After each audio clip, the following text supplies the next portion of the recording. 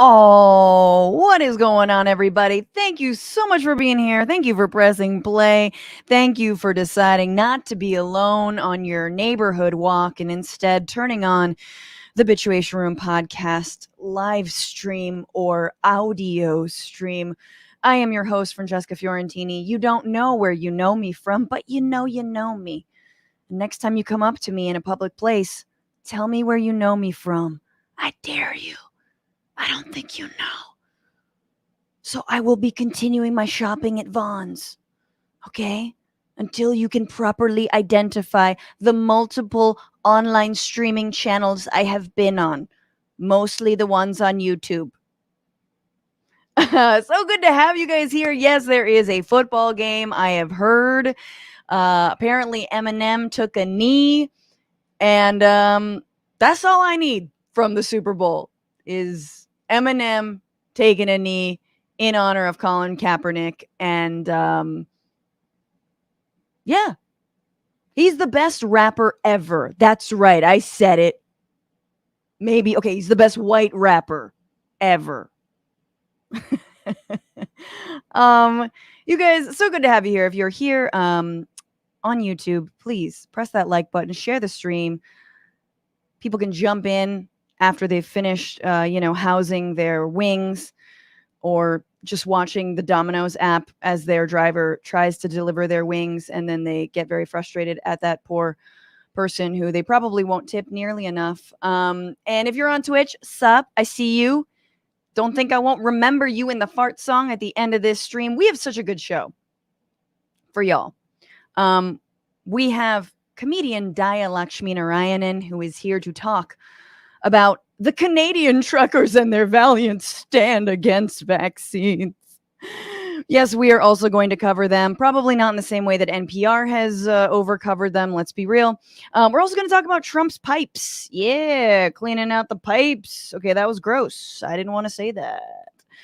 We're going to be talking about what is left for Joe Biden to do as president. He's disappointed on a lot of fronts, but there is one front that he could potentially make headway on. It might not be canceling student debt, but what are the ways that he can rein in corporate crimes, and will he do it? Max Moran of the Revolving Door Project, who's been on the show before, is here as his organization laid out very succinctly what could be done, what needs to be done, and actually how much popular support, yes, even from the right, there is to do things like rein in the amount of corporate crime, legal, illegal, and everything in between. So we're going to get into that. And then finally, y'all, we're bringing back the Cringeys. My favorite segment of 2022 thus far. It's only February, but the Cringeys are back. So we got 3 clips lined up for you. I'm sure you can guess maybe what they are from this last week and who wins the award for the cringiest little moment. So don't go anywhere. If you're listening as a podcast, please give this podcast 5 stars. It really helps people discover us. Again, this show is a little bit of a labor of love. Give up every single Sunday, not to the Lord, but to my fledgling podcast career. And thank you for giving this 5 stars and for all of your kind comments. You guys have been writing some really nice reviews lately. And my heart goes boom. So thank you so much. Also, if you really love this show, you'll become a patron. Patreon.com/Bitchuation Rooms, where you can go for that. But honestly, I'm more doing you a favor than you're doing me a favor. Because here's the deal. Every week, you get a bonus story. That's right. Today, we're going to be talking about how the Biden administration was basically falling into a ready-made right-wing trap around harm reduction, right? And progressive drug policies, of which the administration has, right?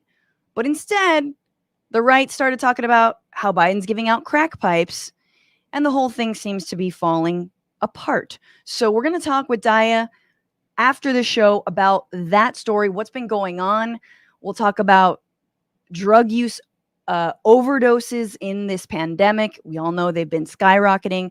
But what's behind this latest sort of capitulation to the right? We'll get into that. So become a patron and you can watch live. You can also listen back. If you are a patron and you listen as a podcast, remember there's a special RSS feed for you. So you don't do anything. You just grab that RSS feed, plug that baby into your podcast app, and you get it right to your little ear holes. And finally, before we move on, Brooklyn, baby. Where are you at? March 10th. That is a Thursday at 7 p.m. at the Bell House. Get your tickets. You can get them at www.bitchuationroom.com. I don't even know who says www anymore. Like, why? Why even try? Bitchuationroom.com is where you go to get tickets. There are $10 virtual tickets. If you're a patron, you get that free. You get the link. You can join in live. I'll be reading your comments live. But if you're in the New York City area, come on down. Councilmember Tiffany Caban, Majority Report Sam Cedar, comedian Matt Lieb. We're all going to be there. It'll be super fun. We're also going to have a comedy opener. There's VIP tickets to hang with me afterwards, have a drink. You know, you can tell me about your latest crypto scheme. Actually, please don't. Like, if I will turn your ass around if you talk to me about crypto at my event. How dare you? Also, if you are a patron, and I'm sure you know this, but you get 20% off of any merch at bitchuationroom.com as well, right? We got totes. We got 2 different kinds of shirts. You got the Frantifa shirt, my personal fave. But that's enough out of me. Let's get into it, you guys. It's been a couple weeks. We had a pre-stream, pre-record last time. It's been a while. How y'all doing? What are you bitching about today?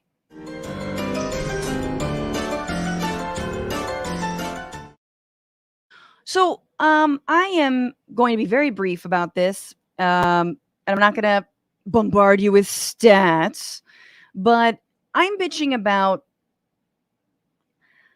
Democratic majority cities that are rampant with inequality, homelessness, gentrification, and do-nothing politicians, especially Democratic leaders. And I'm thinking specifically right now in this moment of Los Angeles.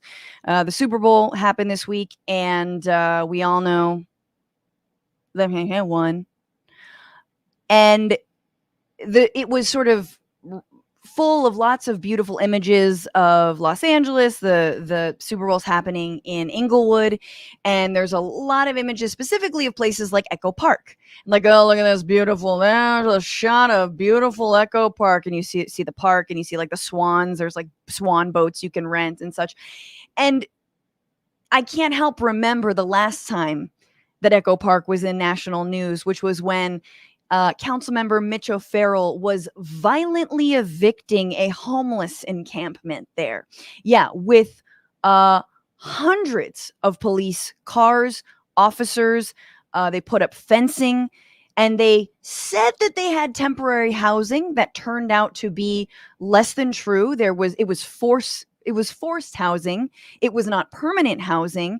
And a lot of the residents, the unhoused residents there, did not know about that possibility.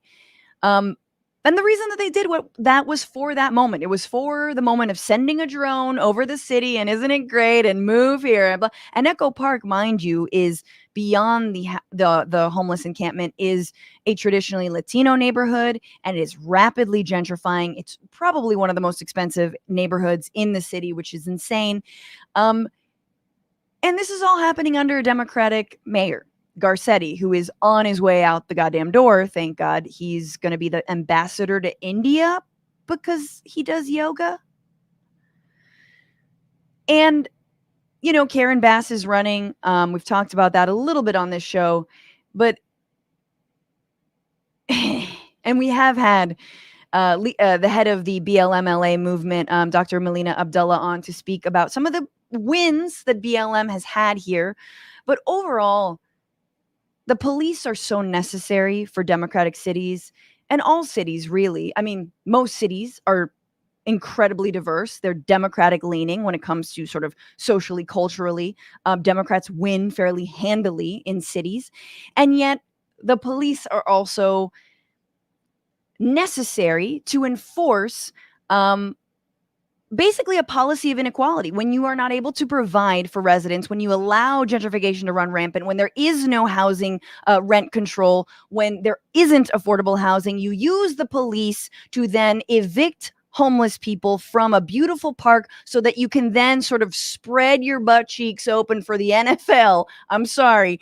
And like allow them to basically further gentrify your city. We're going to host the Olympics in this city in the next few years, right? And this is, the entire thing is bending over backwards for capital and money, and that makes an unlivable city. I've said too much. I've been too descriptive. You know, I'm sorry. I take the butt cheeks back. No disrespect to the spreading of butt cheeks. But I'm sick and tired of it. And we've had Hugo Soto Martinez, who is running against Mitch O'Farrell for city council. We've had Eunices Hernandez on. She's also running for city council. We're making some strides, but we need to change a lot more in this city and everywhere else. And if you're not here in LA and you don't give a shit about what I'm talking about, I'm sorry. You've got your own problems. And I'm sure if you're you live in a city in America, it has a lot to do with housing and gentrification and the police. So anyway, on that amazing note, I would like to bring in my guest for the hour. They were named one of the 16 Bay Area performers to watch in 2016 by SF Weekly. The San Francisco Bay Guardian named her the best comedian in 2013 in the Best of the Bay Readers Poll. Comedy Central Asia crowned her grand prize winner of the Ultimate Comedy Challenge filmed in Singapore, and her comedy debut album, Diatribe, is available now for pre-sale, fully released February 25th, and it's available on Apple Music, Bandcamp, and vinyl. Guys, I need to get the this image here. Diatribe. For all you listening, there's a lot of yoga happening. Please welcome Dhaya Lakshminarayanan. Woo! What's up? Hi, Dhaya. It's been forever. I know. It's been too long. I am in a democratic city that's run poorly. So we're the same. Yes, I remember that democratic city that's run poorly. Good old San Francisco. Absolutely. It's so pretty. That's the problem. Very pretty, nice weather, good ice cream, but doesn't work. Yeah. The city just doesn't work. But broken. Dhaya, we start off the show asking our guests what you are bitching about. So what are you bitching about? It's been a while since you've been on, like over a year, maybe 2. So long. When we did like live shows and we were in the setup in the Tenderloin and Max Elbaum was there, and I think, yeah. But you're back. It's so good to see you. It's okay. What you bitching about today? You know, I have to say, thank you for asking me to do this today because I dislike the Super Bowl. However, I have to say this year, I feel that the Super Bowl is Indian because the Bengals are either Bengali or from Bangladesh. Maybe Calcutta is involved somehow.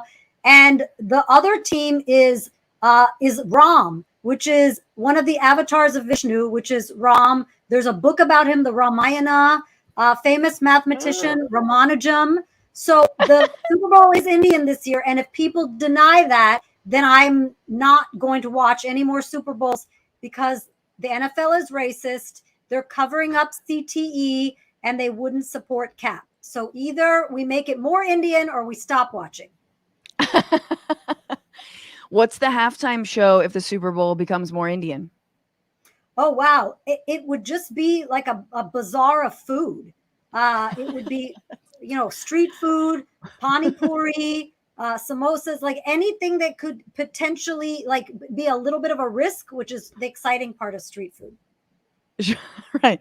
Anything that may be the most delicious thing you've eaten and then also kind of give you a stomach bug, but like worth it. Yeah, That's what it would be. totally. And also, of course, dance numbers and, colors and, all that kind of stuff, which is joyous.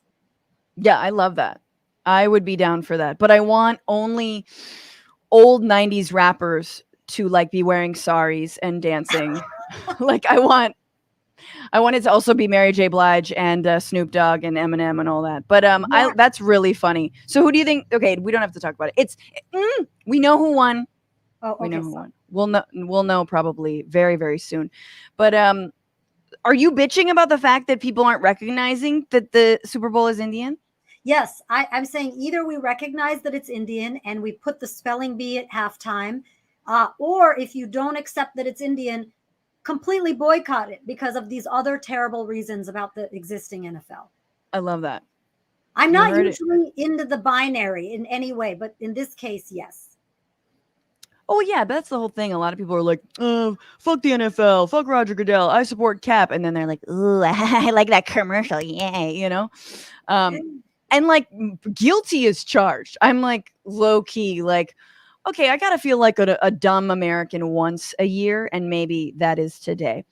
But let's get into the week, Dhaya. There's so much to get to.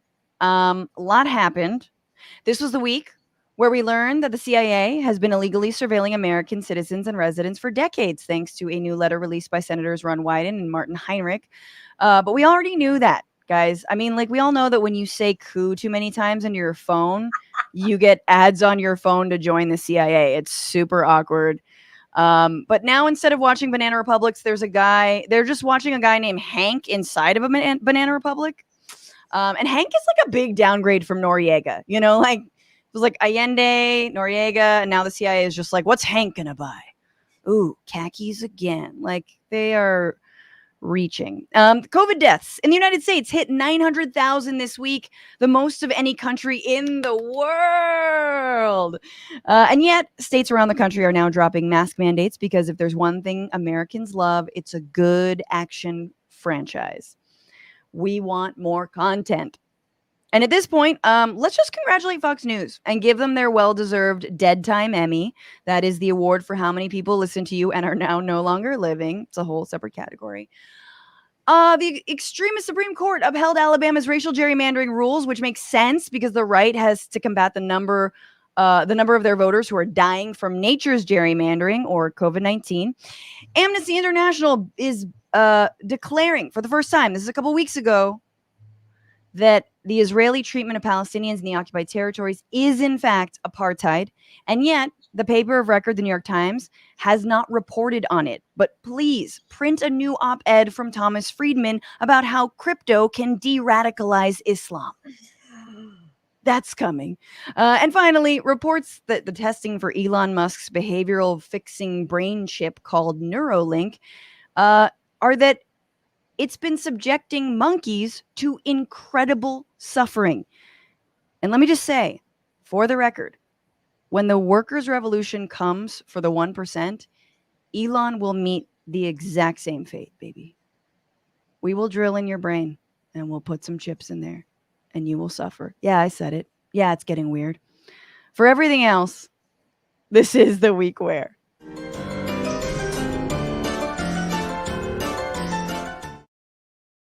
Okay, so this is the week where, after 16 days, the 0.03% of Canadian truckers and smattering of wannabe blue-collar maggots having midlife crises, led by conspiracy theorists and white supremacists, ended their blockades protesting COVID mandates. They have been blocking 3 ports of entry into Canada until a court injunction allowed police to start clearing the demonstrations. Notice how they needed that court injunction to repress white demonstrators. That's what they were waiting for on January 6th. They were like, when are we going to get this court injunction? Then we'll, now a lot of them have gone home, but there are more plans to continue these kinds of protests. And of course, there's been way too much coverage of it. But let me just give you some of the details. The Freedom Convoy, self-described, The protest started with Canadian truckers opposing a vaccine or quarantine mandate for those crossing into the U.S., but has since grown into a broad protest movement against all sorts of COVID-19 restrictions, as well as a way to express general anger with government policies. The, quote, Freedom Convoy has inspired similar actions in several countries, including France, New Zealand, and the Netherlands, and the Department of Homeland Security has warned that the U.S. could be next. Fun. So, who are these leaders? I just want to point out who they are, take you through a cast of characters, Dhaya. So this is a tweet from Tom Freda, who writes, if anyone has doubts about the real motives of the foreign finance Canadian trucker protests, you might find this enlightening. So meet your Canadian trucker convoy organizers. We've got James Bowder, who shares QAnon hashtag where we go one, we go all. Benjamin Diker claims that the Liberal Party is infested with Islamists. Jason LaFace, which is just a great name, like objectively, LaFace. Come on now. Linked to racist soldiers of Odin, which is basically like white supremacist Marvel, if you have no idea what the soldiers of Odin are. Tamara Like, a Alberta separatist and member of the Yellow Vest and Racist Clarion Project, and Pat King, Alberta separatist, who warns of an Anglo-Saxon replacement. Just real wholesome, grassroots. And it's confusing because I think some people are like, well, they're truckers. They must be like, like for working people and blah, blah, blah. No. And this is a very small amount of truckers. And this week, we also learned a little bit more. And I don't know if anyone is surprised by this. We got as the U.S. trucker convoy picks up momentum, foreign meddling adds to the fray. Facebook says Friday it removed trucker and convoy groups run by overseas actors. So a bunch of Facebook groups have promoted the American trucker convoys, similar to demonstrations that have clogged roads in Ottawa, that are being run by fake accounts tied to content mills in Vietnam, Bangladesh, Romania, and several other countries, Facebook officials told NBC News on Friday. The groups frequently directed users away from Facebook towards websites that sold pro-Trump and anti-vax merchandise. A spokesperson for Meta, the parent company of Facebook, said, I can't believe we have to say Meta. The spokesperson noted that the majority of the content posted in these groups came from real accounts, and the company has removed the group's ties to foreign content mills. Sure. Meanwhile, I can't get like an ad for my live show in Brooklyn that says bitch on it because it says bitch on it. And they're like, and also there's a council member and they're like, this is political. Meanwhile, these groups are like, hey, you want to stop all trade going to Canada because George Soros? And I'm like, I'll take all your money. Finally, it's not over. The discussion in the anti-vax communities has largely coalesced around a different date for road closures, March 5th, with plans for convoys headed toward Washington, D.C. and Los Angeles in the days prior. Oh, God. Dhaya? Yeah. Oh, God is right. I mean, so first of all, remember when everyone thought Canada would be the better place to go and we could go there and escape all the American tyranny? Well, we have successfully exported the prude boys over there because that's what's going on. And I can't help but think these foreign content mills, what are they, Romania, Bangladesh, and maybe it's their revenge for us forcing them to make crappy H&M clothes, which pollute the rivers in their countries. Maybe this is just their way of being like, ha ha, you want new clothes every 2 months?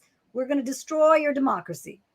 Absolutely. This is so much easier than having to go to like a sweatshop and work for no money. Just like sit at home, click farms or like bot farms. I mean, honestly, like if Trump weren't so xenophobic, he would be like, look, I am a job creator of jobs abroad by all the bots who support my movement and all the people getting paid to click on these things. Yeah, I mean, it was crazy to me because places like NPR, New York Times, I mean, they were like every day this week has been, what are the truckers up to? Oh my God, right? And look at these tactics. And honestly, I think the tactics are kind of dope. I'm like, I wish the left did more road blockades, right? I wish that we had the cojones, so to speak, to do that. I don't think they should be violently disrupted or broken up. That being said, every time there's a peaceful protest for Black Lives Matter or against war or, for like housing or, jobs, anything real against financial crimes, those things are broken up with all manner of weaponry. And in this case, they did not do that. And so I'm not upset about the actual tactics. I'm upset about the amount of coverage it's received, now knowing that in part, at least, it's been propped up by, again, just fake bot farms, which doesn't mean the folks who were there aren't real. But for some context, I wanted to go to this clip because Fox News made the mistake of having someone who actually knows what they're talking about on their show. This is Laura Fink, and she is bringing up the fact that the truckers, like I mentioned earlier, they represent like 0.03% of the truckers in Canada. And here she is explaining that actually most truckers, just like Canadians generally, are vaccinated. In fact, the actual numbers are somewhere between 70 and 90%. That's huge. She says 90. Trudeau has said 90. And watch how Fox cannot take all the facts flying at their faces. Well, I think we have to determine who this really is, because as you said, Harris, this has been about vaccines, and that's from the truckers' mouths themselves. And 90% of the truckers are already vaccinated. And I will say, about mandates. No, but 90% of them are. I understand. But 90% of the truckers are vaccinated, but 90% of the truckers don't support this protest. This is a minority, a loud and vocal minority of truckers that have protested this. And I respect this. They're borrowing a page from the Teamsters playbook. But what I would say to this, be very careful, because you have to have the public on your side. More than 80% of Canadians are vaccinated, similar numbers in the U.S. You don't have the public on your side. You can't get away with inconveniencing them, stopping small businesses, and really throwing a wrench in things for your minority opinion and cause. So I would say, to be successful, they better be aware of the public and what the public thinks, and not only that, what other truckers think. All right, it's not my point. The GoFundMe no, but it's page, the point that you made. But let's talk about the page yes, was approaching before it was shut down $10 million of funds raised. That is more than every major. Let me finish, Laura. I sat patiently. But where's it coming from, Kaylee? That is more than every single Canadian federal political party in the last quarter of 2021. You don't have a data point. I do. Here's a data point for you. The Teamsters are against it and have said that this is in violation. The Teamsters represent the majority of truckers in Canada, and that is a union where they listen to the worker. Yeah, but they have to listen to their worker voices. Laura, one thing that we have to do on this program is that we have to kind of give each other a little beat, because you're on remotes, and I want to make. I love that one of the commentators tried to use her hand, like, simmer down, go, put a lid on it. Here, the hand is coming back up. Like this was constant. And then Kaylee McEnany, her eyebrows just went up, and the other two were just silent because they're like, we don't know how to battle facts. Mm-hmm. Just keep the dead-eyed stare going. Yeah, there's 5 of them. Mind you, for those of you listening, these are 5 people in separate rooms because they are also, like all Fox News has been following, COVID protocols. And my guess is someone either tested positive, or with Omicron, the mandate, since we're so against mandates, have been, we will be separate. We will be remote rather than being in the same physical space for safety. Why? Because we don't want to die. Unlike all of the people that watch our show, they can die. We don't want to die. But what's so funny is how Kaylee McEnany, and she says in this, she says she's vaccinated, but she's against mandates. That splitting hairs is such utter bullshit, because we know that Biden's supposed vaccine mandate in this country for private employers and companies was a vaccine and testing mandate. You actually didn't have to get vaccinated. Right. You could just test regularly. And the Supreme Court, at the behest of the right, because they're extremists now, struck it down. And everyone celebrated that shit. Shut the fuck up, splitting hairs. They're just against the mandate. No, it's the same thing. Stop. And the funny thing is, Kaylee McEnany also, just for context, she says, that the GoFundMe for the truckers had raised $10 million, and that it was shut down. GoFundMe did shut that down. And Laura gets a word in which is like, yeah, where did that come from? Yeah. You don't know. And with these bot farms, with the people falsely inflating this entire movement, yeah, you don't know where the $10 million comes from. Any hoodle. Did you hear about what were the protests in France that in order to shut them down, they played horrible music like Copacabana and the Macarena? I think they should do that in Canada, but Canada is also the epicenter of some pretty terrible music, so they may actually like it. But I think we should export our bad American music to them and just play horrible things, and then it will force these truckers to disperse. So no violent means, just through bad music. Yeah, I do think that police should be stripped of all weapons and only be armed with crap music. Yeah, like a yeah, it's like it is a form of torture for sure. You could argue that at The Hague if you had to listen to the Macarena. Yeah. That much, I'd be gone. I'd be like, I'm hungry and I have to pee. Let's stop this. I'll get vaccinated if I don't have to listen to this again. Right. I think that's a good idea. Make it so intolerable with terrible music. And I think Baby Shark would be another one. Playing that, like anytime children hear that, they want it on repeat.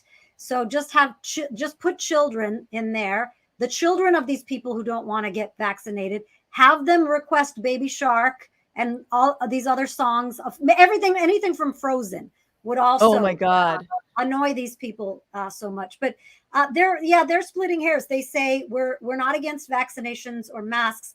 We just don't want to be told what to do, like a speed limit, for example, or other kinds of things that they are already adhering to. So they don't want to be told what to do no matter what. Yeah. And it's fascinating to me.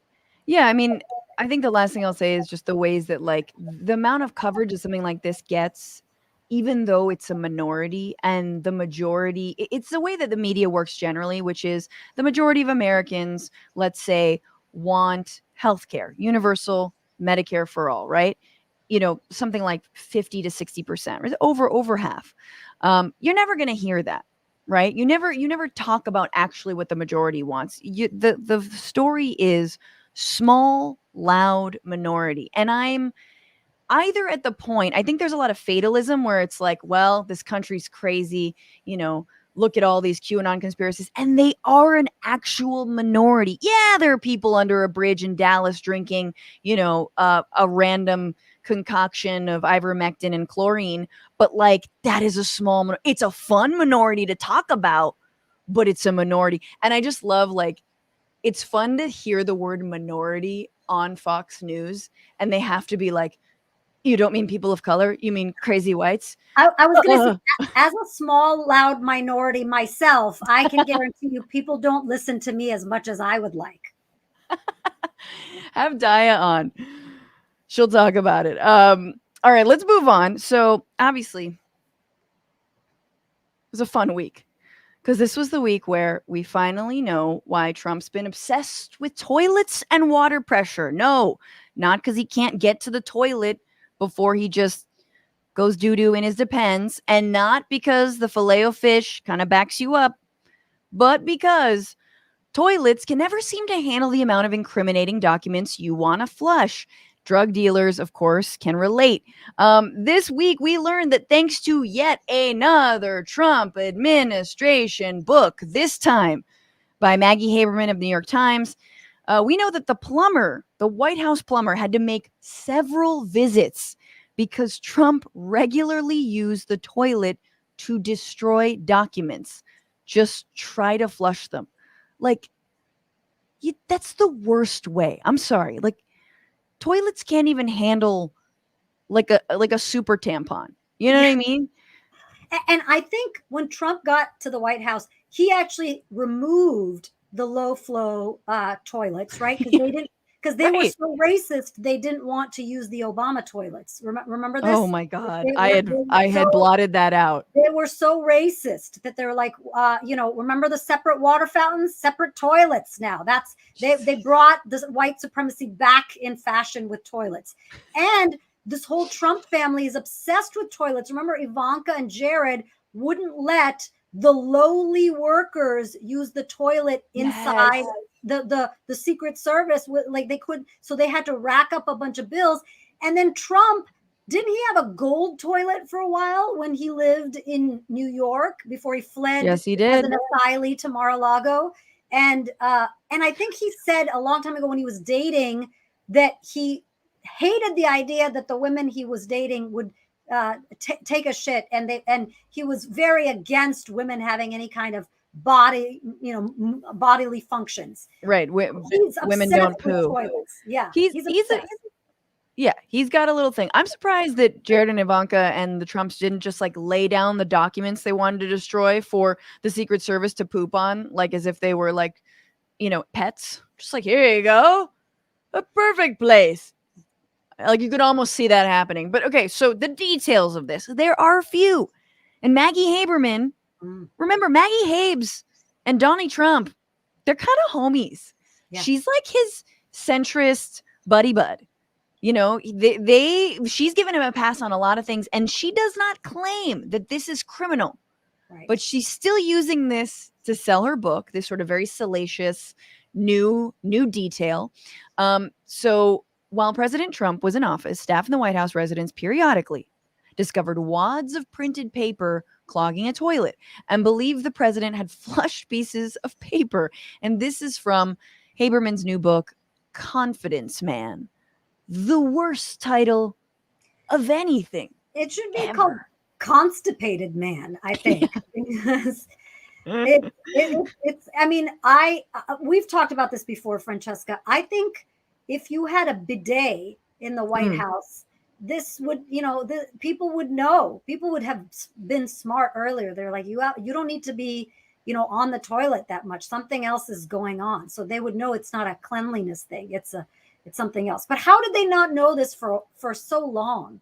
I know. And like, how do we have to wait and buy her book to see? It's just like, I think we should have known this. And granted, this is in a month where a lot of other sort of what did or didn't he do with documents during his time in the White House and after, that has all been coming to light because of the January 6th committee that is subpoenaing those documents. And then this was from earlier in February. The headline of this Washington Post article is that the National Archives had to retrieve Trump White House records from Mar-a-Lago. Last month, the National Archives and Records Administration retrieved 15 boxes of documents and other items from former President Donald Trump's Mar-a-Lago residence because the material should have been turned over to the agency when he left the White House. Now, the advisors are like, nah, it wasn't even that crazy. They deny any nefarious intent and said the boxes contain mementos, gifts, some silverware in China that he liked, some state secrets, the nuclear codes. I'm making that up. Letters from world leaders and other correspondence. The items included correspondence with North Korean leader Kim Jong-un, which Trump once described as, quote, love letters.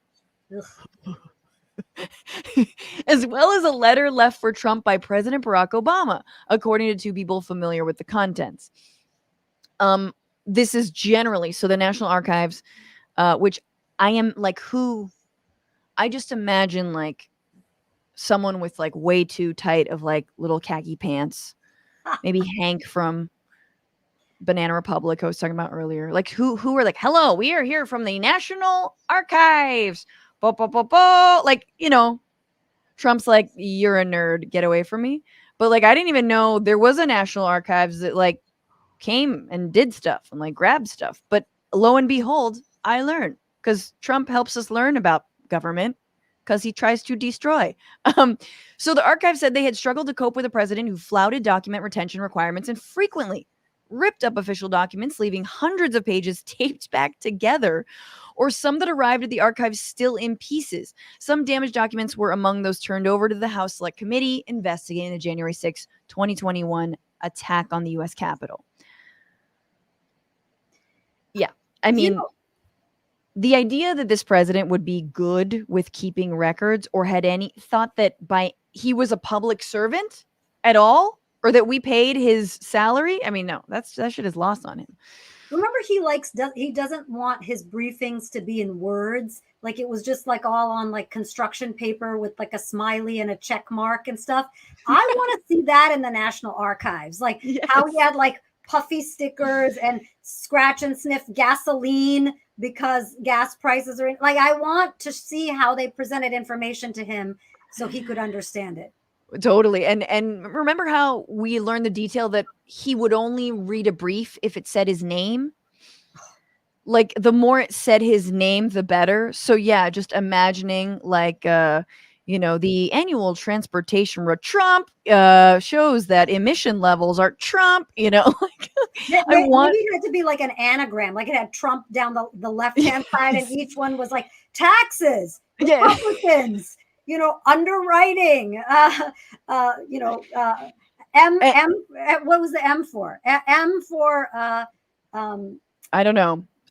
Like marriage equality. That's what's coming to mind. But that he was trying to destroy that. We have to just go quickly to his response. Now, I don't always read Trump responses because they're sad and pathetic, but this one was particularly fun. Trump denying that he did anything to destroy records or did not cooperate with the National Archives Record Administration. This is his statement on February 10th. Following collaborative and respectful discussions, the National Archives and Records Administration openly and willingly arranged with President Trump for the transport of boxes that contain letters, records, newspapers, and various articles. Some of this information will someday be displayed in the Donald J. Trump Presidential Library for the public to view my administration's incredible accomplishments for the American people. Dhaya, this is what you were saying. Like, it's gonna be the like Hurricane Maria path and him drawing an extra little loop. It's gonna be him the sort of cross out when it said COVID-19 and him writing Wuhan flu in like Sharpie. Just that library, man. I mean, it's mostly like empty pages. I think it would be all choose your own adventure books, with all of the ending being that Trump wins the election and then Mike Pence is the bad guy. It's Mike Pence actually hanging, but it's not real. It's, just a very nice wax sculpture.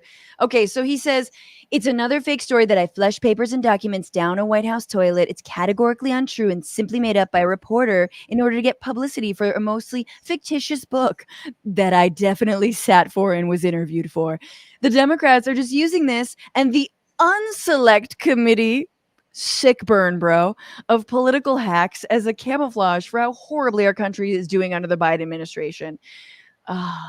Yes. Why is country just randomly capitalized? Our country. Like, he got excited by that. But remember when people in Mar-a-Lago were like, we don't think you should sit for any of these interviews. Yeah. And that he just can't help himself. And so it's his own fault. He just likes attention so much. He doesn't know not to share information. Remember when Bob Woodward just like sat around and just didn't leave the Oval Office, and everyone was like, what's he doing here? He's like, oh, he's writing a book on us. Cool. That's not like going to be a liability or anything. No, it's great. Yeah. Well, the thing is, people don't believe books who are his supporters. Sure. They think that they're all fictional. They all, they don't believe that anything is nonfiction. So sure. I think we should sort of summarize the Trump books and like restart the QAnon drops and like just drop them in. I wish someone on the left would have the audacity to pose as Q and try to turn that whole ship around and get them to turn on Trump. We'll see. Anonymous, are you there?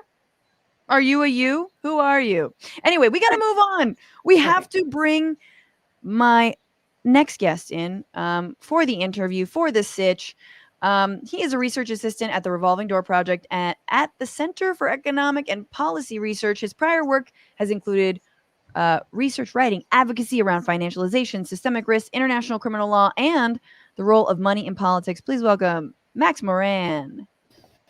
Hello, hello. How you doing? I'm doing well. How are you? Good to see you. Welcome back to the show. Thanks for having me on.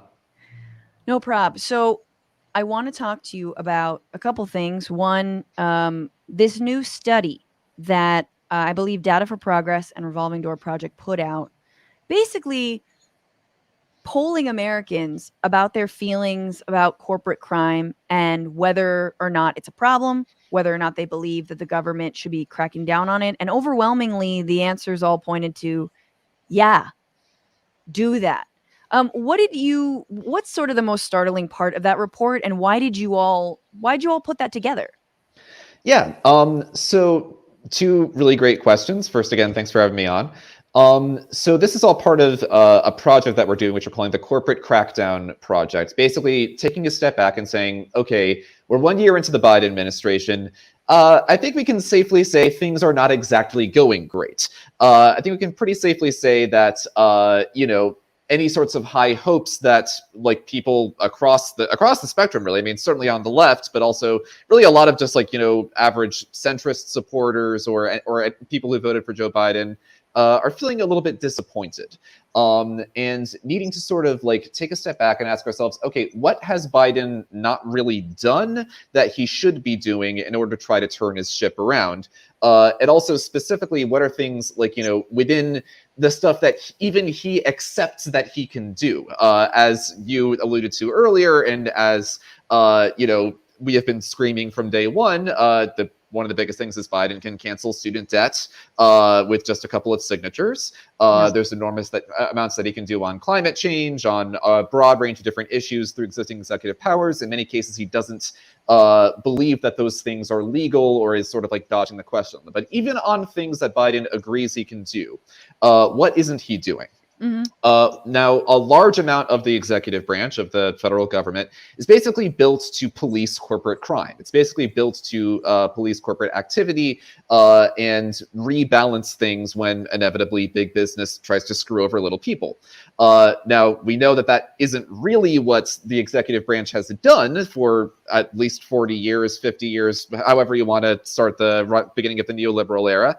But Biden has, put out a lot of rhetoric and put out a lot of messaging about how he wants to shift that around. So sort of why isn't he doing it? Mm-hmm. So with that study with Data for Progress in particular, we first asked, okay, well, is this popular in the first place? Is this something which Biden should even want to do just in the pure politics of it?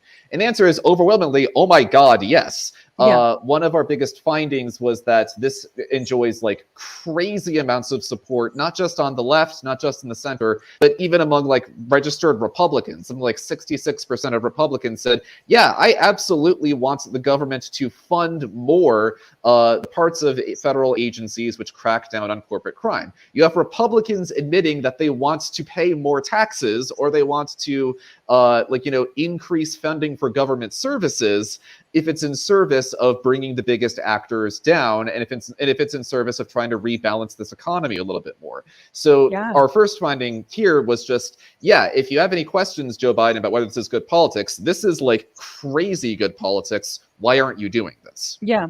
Can I ask you to define a little bit more when you say corporate crime? There's always the actually guy who's like, well, it's all legal, so they should be doing it because and on and on and on and on. But what kinds of things are you talking about? Well, first of all, an enormous amount of what that actually guy says is legal is only because we have chosen not to enforce certain parts of certain statutes. So a lot of that technically is illegal, but it's just been a little well, look the other way kind of a thing. A lot of what we're talking about as far as corporate crime would include things like massive securities fraud, would include things like illegal pollution of, in many cases, communities of color, poorer communities, and so on, which is widespread across the entire country. You would have antitrust violations, illegal mergers, illegal acquisitions, and that kind of thing. You would have massive labor violations. Joe Biden very much wants to be seen as a pro-labor president. There's also ways that you can just use existing statutes and sort of retool the way you're using them or interpreting them in order to build a very different kind of a government. So like my favorite example of this is that there's a part of the Department of Labor that was set up during the first Red Scare that is basically there to try to make sure that there aren't any communists in unions. That is obviously absurd and terrible, and that should not be a thing that exists. Yeah, you want communists in unions. Anyway, keep going. But the same powers, the same statute that created that part of the Department of Labor, you can use that exact same thing to basically completely hamstring the like anti-union consultant industry, the people who companies call up when someone is trying to organize a union. In this case, cough cough Starbucks. Starbucks. Yeah, exactly.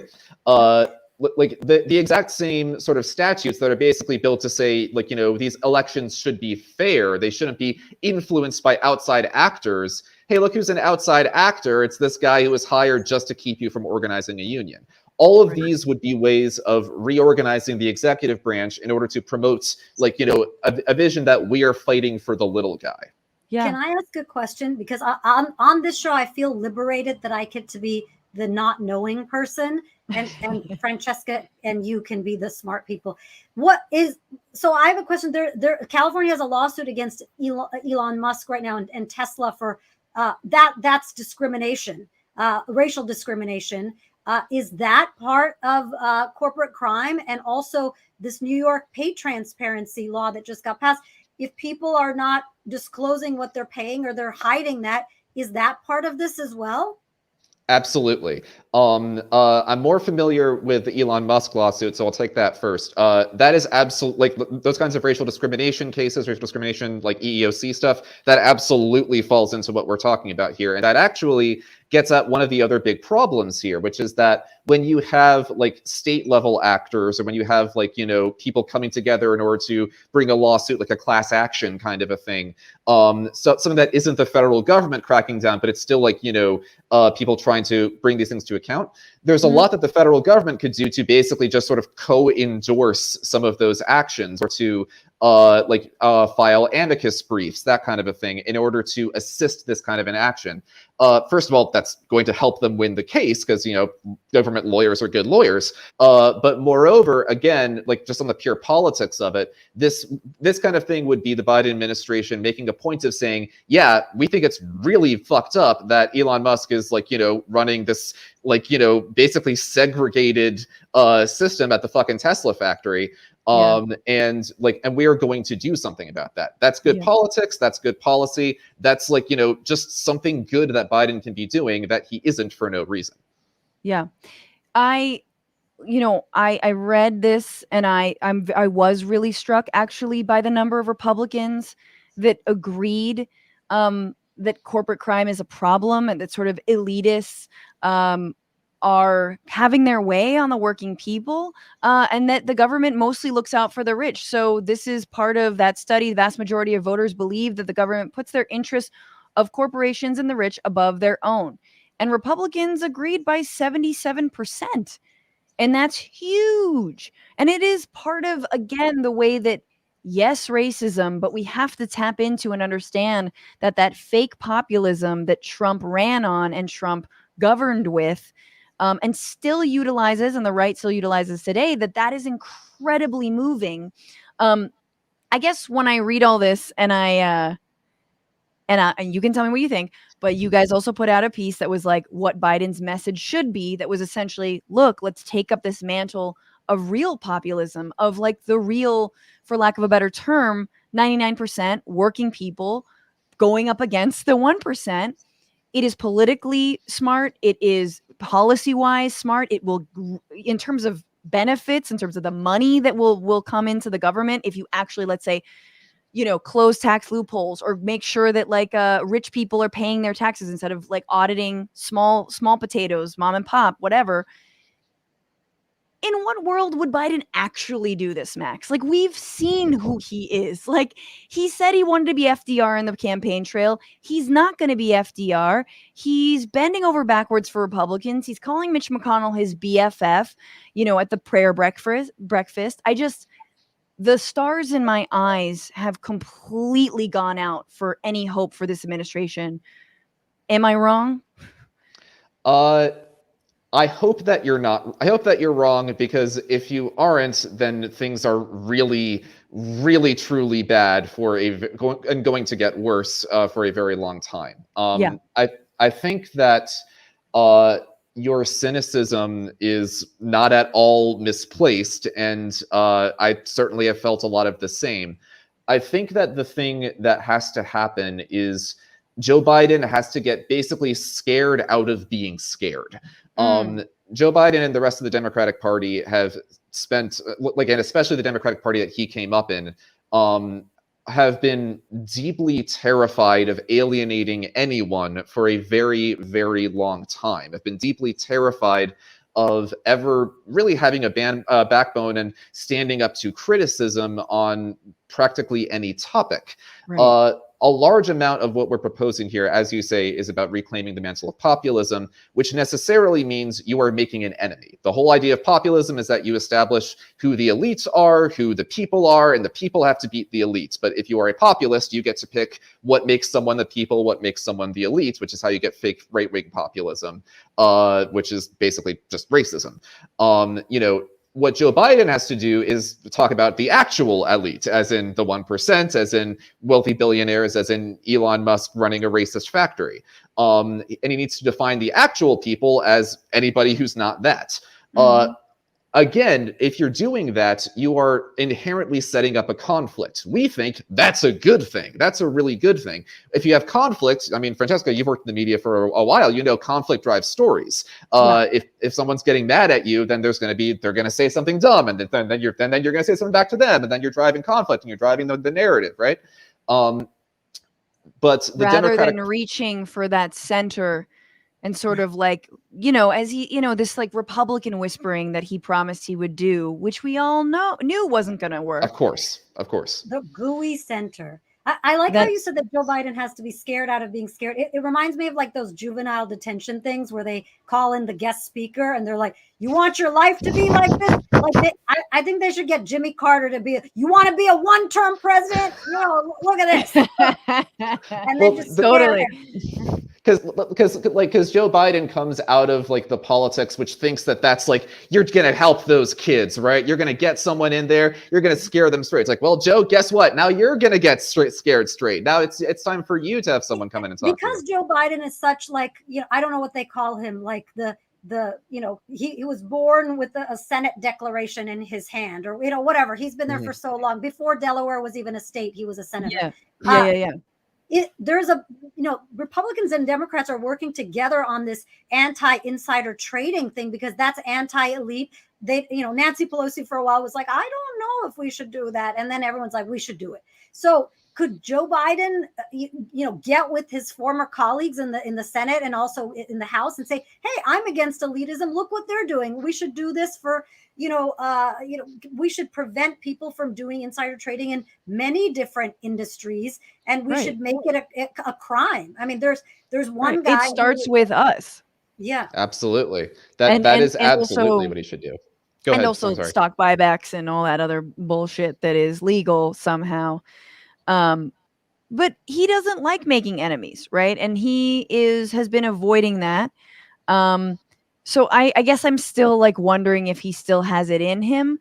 But what are I have two last questions.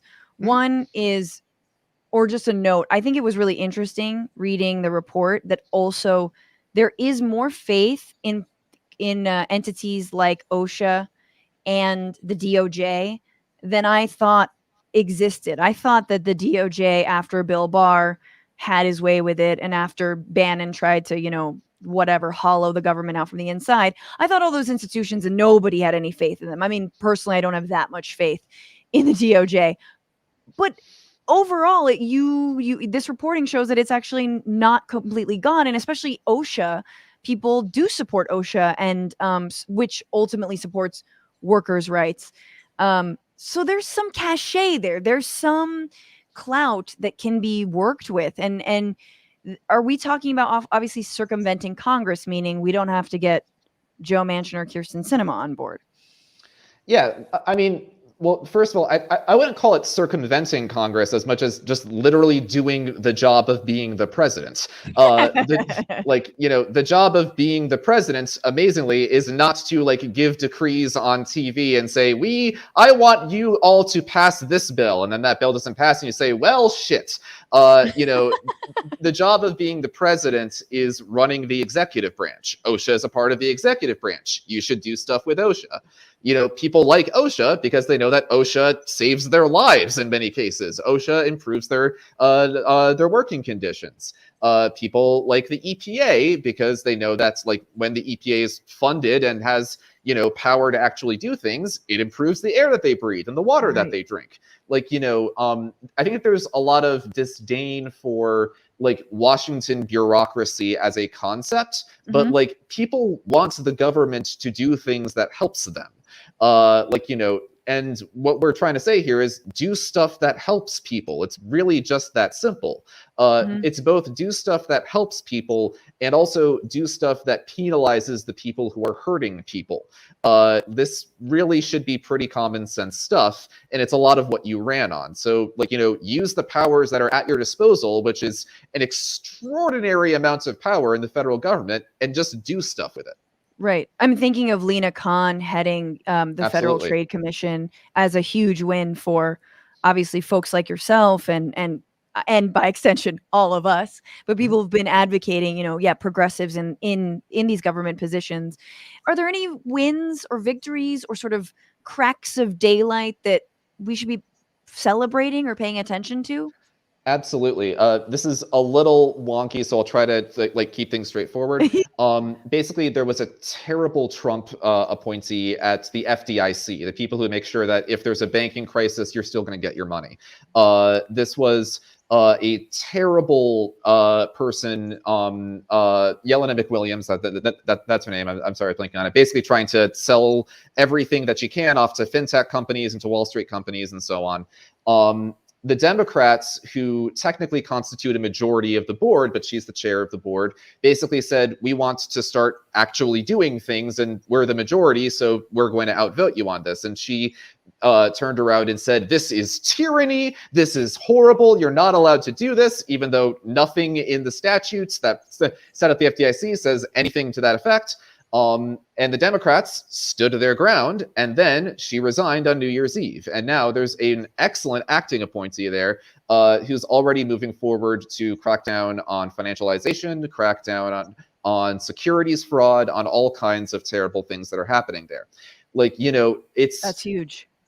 It's out of a lot of public discussion because one, it's kind of technical, and then two, because the Biden administration does nothing to uplift this. The Biden administration doesn't want anybody to know when they are getting into any kind of a fight with anybody. Which is so counterproductive. Exactly.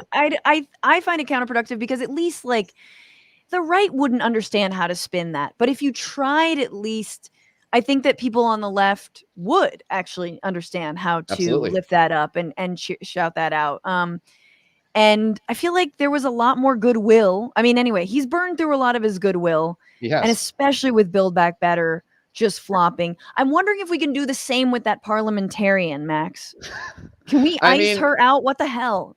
I mean, the parliamentarian is a made-up job. There should be really no reason why the Senate has to listen to the parliamentarian besides that they want to point to someone for why, we can't do this because this random person said so. You could just ignore the parliamentarian. Yes, exactly. You don't want to, but you don't want to publicly say that. So say, sorry, it's the parliamentarian. There's nothing we can do. I'm so sorry about that. I think Biden needs to read Codependent No More. It seems like he's so against conflict. This comes from his childhood in some way. I have a random. Am I being cynical when I saw those numbers? How Republicans agreed with anti-elitism. I think they define it differently. I could see a situation where Republicans were like, LeVar Burton is an elitist. Let's get him off of television. Or, I feel like they define elitists like Anthony Fauci, and they want to make sure they go away. Are they really on board with the Democrats in the same way? So I think that's a really good point, that Republicans define elitism basically to mean people of color. The way that we structured the questions in that survey was very deliberately set up so that we are asking you about OSHA. We are asking you about the EPA. We are asking you about regulations on financial crimes and that kind of a thing. When you organize and when you structure it that way, people say, yeah, I'm totally on board with that. If you didn't say the word like cosmopolitan, exactly, i.e. Jewish people. Yes, exactly. You didn't code it that heavy. Okay, cool. Yeah. Again, it's it's challenging in the sense that if you try to ramp a lot of this up, you're probably going to run into Fox News turning around and saying, this is big government getting in the way of so you would need the White House comms shop to actually be really committed to this. But if they actually are committed, if they're willing to fight, if they're willing to just, try to do something with their power, there's a lot of good that you can do. Or just claim their victories, as you're saying. Find out a way to message this, saying we have a new FDIC acting chair who is going after all kinds of financial crimes that people try to pull off because they assume you don't understand them. Exactly. And meanwhile, they are bankrupting Main Street. End of story. That's it. Pretty straightforward to me. That sounds good to me. Redefine it as F dick, and then people will be like, "Oh yeah, that's." I love effing dick. Okay, we're done. FDIC, F dick. You heard it here first on the Bitchuation Room. That's Dhaya's. I didn't even ask if I was allowed to say that. I'm sorry if I can't, Francesca. I'll pass that along to people I know at the FDIC. I'm sure they'll be both scandalized and hopefully laugh a bit. So. Yeah. Now Francesca's going to get banned from publicizing her show in New York because of me. Look what you made me do. Yeah. I know Zuckerberg won't take my advertising dollars now. God damn it. Or Meta, should I say? Guys, we have to move on to our final segment. Max, will you stick around? Absolutely. It's a good one. I guarantee that you will like this. Obviously, we have a new segment. Actually, the new old segment, doesn't matter. The point is, our final segment is an award show we've developed here on the Bitchuation Room called the Cringeys. And we give out this award when there's a particular flurry of cringe in a given week. And this week there was a lot. So without further ado, this is the Cringeys.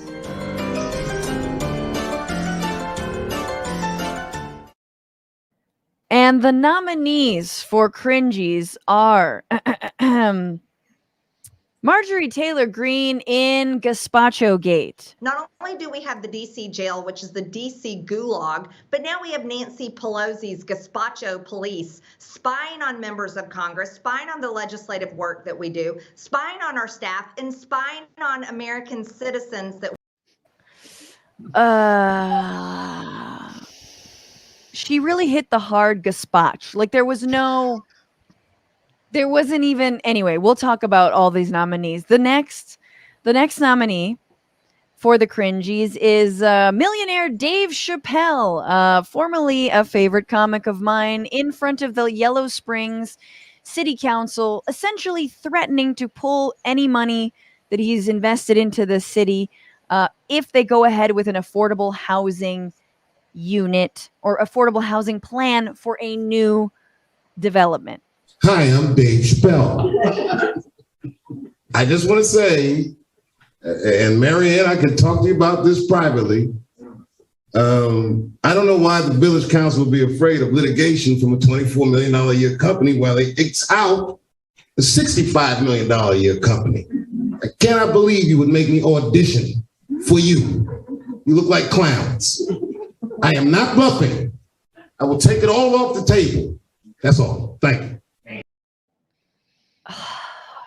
Marianne, I could talk about this in private with you, girl, because I've got your number and I basically own the city council. They did, in fact, vote that development down. I'm sorry, not the development down. The development's moving forward. It's just going to be single family homes instead of multifamily units, i.e. the affordable part of it has been nixed from it. So maybe he could do it better. I don't understand. I just want to know, where are the people who are going to work in his future comedy club? Where are they going to live? Where do they live affordably? And finally, for the Cringeys, Biden explaining American empire in a very brief little clip. And there was no way we were ever going to unite Ukraine. I mean, excuse me, Iraq, Afghanistan. No way that was going to happen.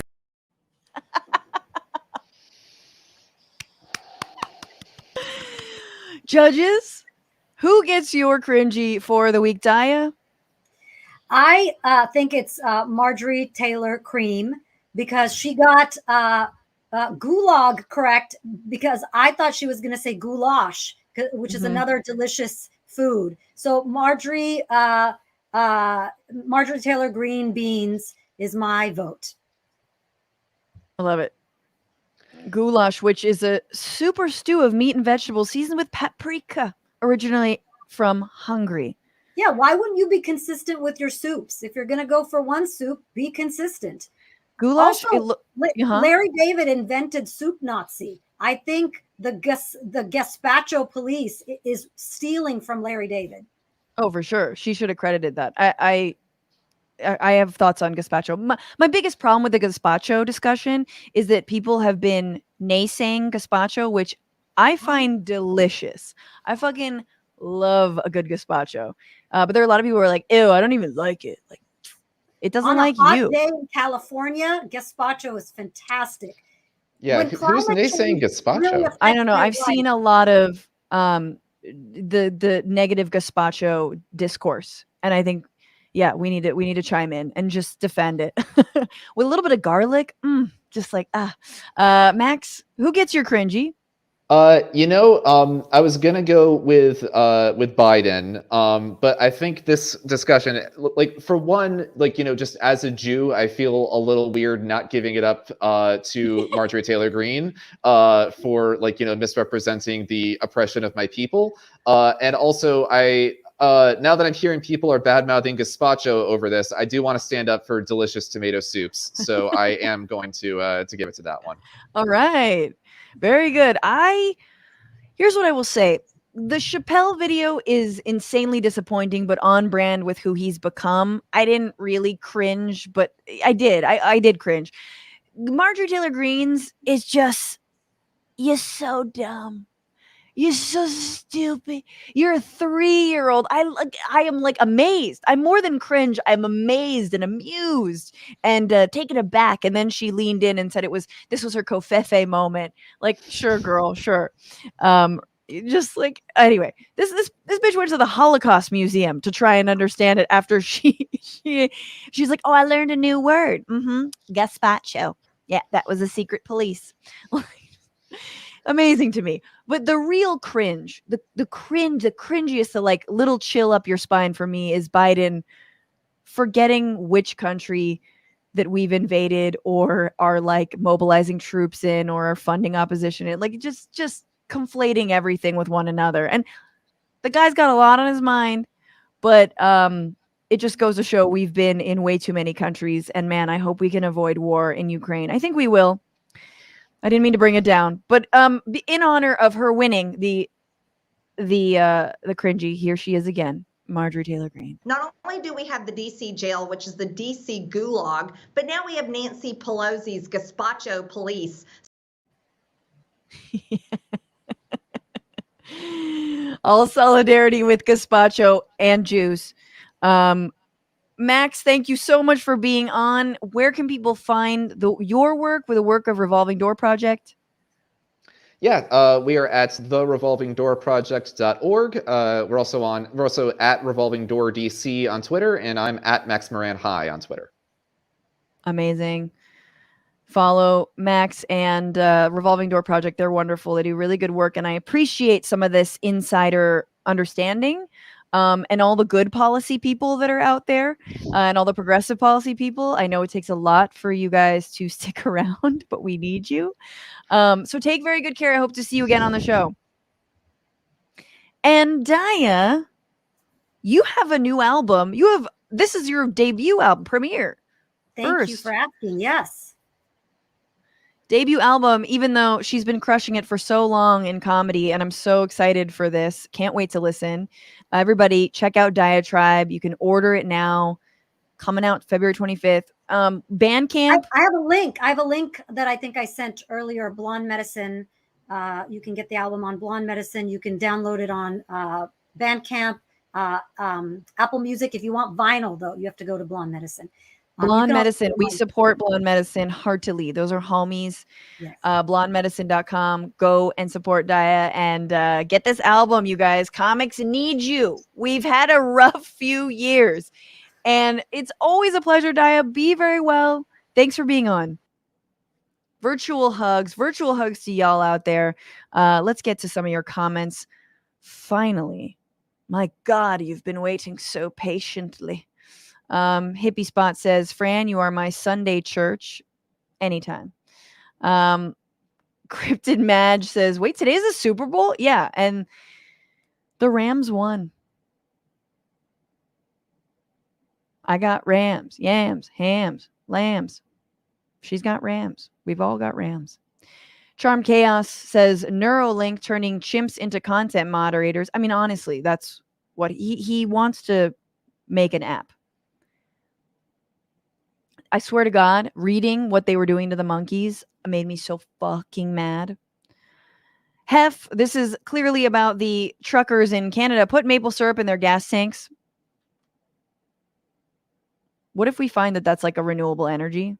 What if no one's put maple syrup in a gas tank? They would probably cut down a lot of trees, wouldn't we? That would be bad. Alex Samaras, writing, when the left blocks roads, the right passes laws legalizing running them over. Oh, absolutely. I mean, imagine if the truck blockade comes to Florida, right? What are we going to do? Ron DeSantis will probably sort of rescind that law that says you can run over protesters, just to sort of lift it for a couple months and then reinstate it. So clear. Gary Cooper writes, the real Gary Cooper, oh my God. When Tiny was president, they hired 2 full-time guys to tape back together all the papers the toddler-in-chief had torn up and thrown on the floor. True story. Which one's Tiny again? I'm not versed enough in American presidents. Who's Tiny? Nixon? I feel like it was Nixon. Reagan? That's the Gipper. He's the Gipper. Who's the Tiny? Rainstrom says the DC goulash and Nancy Pelosi's gazpacho police. DC goulash. That sounds good, man. Charm Chaos offering to take the parliamentarian job. I know enough to be dangerous. Spelling enough. ENUF. To be. Number 2 B. Dangerous. Charmed. You got the job, bro. Got the goddamn job. And for everybody, thank you so much for your super chats. If you've souped in and I haven't called y'all out, just know that I appreciate you. But of course, for everybody who's become a patron at $10 or more, for people upping their patrons and donations every month, this is the fart song. Yeah. Your favorite part. Thank you so much to the new patrons at $10 or more. Noah Horst, Jeff Ower, Chelsea Dare, and JH. Thank you guys so much. Thank you, Susan Avril Bradley Scove. That's a very long name. You upped your pledge by a lot, and that means a lot. Thank you to Industrial Arts Denver Co. for your $10 super sticker. Really appreciate that. To all the Twitch subs. Oh my God, Nemo1870 Dragon giving out 10 community subs. Karen Nola gave out 1 community sub. Iryman42 gave out 2 community subs. Chris Huggy, Stanley1953, Mike Boy Raps, Metakaran Mutidaza. That's a long name. I can't do that. We got to the end of this, so let's start it up again, motherfucker. To Just Are, All Out of Fucks to Give, Cryptic Match, Hunger Games 1989, Willie Gus, Depressed Progressive, Daniel McConkey, Gregory's 1118, Guero Marinero. Thank you guys, and hang on, I got more. Thank you, Squirrely Coney, for cheering all those bits. Thank you for cheering bits, Cryptid Mage. Thank you to Dean Aboyer for resubscribing at 1 month. Thank you for Land Junkie for giving out 1 community sub. Thank you to Flash Gordon for cheering bits. Thanks, Pagan Communist, for resubscribing at 1 month, saying much love for all you do. Much love for you. Thank you, Willie Gus, for those 100 bits. Thank you, Cern Dragon, for giving out 1 community sub. Sir Chessie resubscribing at tier 1. And Aussie Plant Dragon resubscribing at tier 1. You guys are all wonderful. I don't know if I said, yeah, no, you guys all have weird names, but sometimes I can't tell if I said them again. As always, we are here every Sunday, 5/8 Eastern, here next week. Thank you to everyone who works on this show, to Paige Omek, behind the scenes, running the show, to Maximilian Inhofe, to Alexandra Ornes. I'm Francesca Fiorentini. You guys become a patron. We will see you in the bonus show. Dhaya's going to be there. We're doing this. We're talking about crack pipes.